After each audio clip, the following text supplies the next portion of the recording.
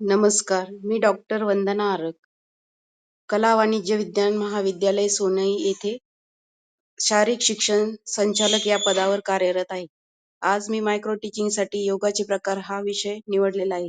भारतीय योगामध्ये 5 प्रकारचे योग सांगितले आहेत. ज्ञान योग, हठ योग, कर्मयोग, भक्ती योग व राजयोग.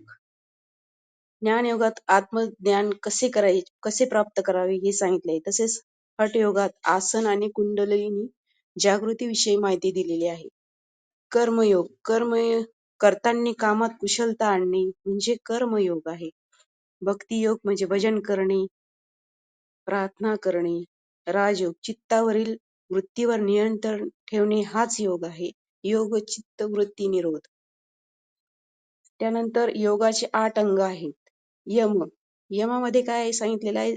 अहिंसा, सत्य, असत्य, ब्रह्मचर्य आणि अपरिग्रह. त्यानंतर 2 नंबर आहे नियम. स्वाध्याय, संतोष, तप, पवित्रता आणि ईश्वर याच्या प्रती चिंतन करणे. त्यानंतर आसन, प्राणायाम, प्रत्याहार, धारणा, ध्यान आणि समाधी हे योगाचे 8 अंग आहेत. धन्यवाद.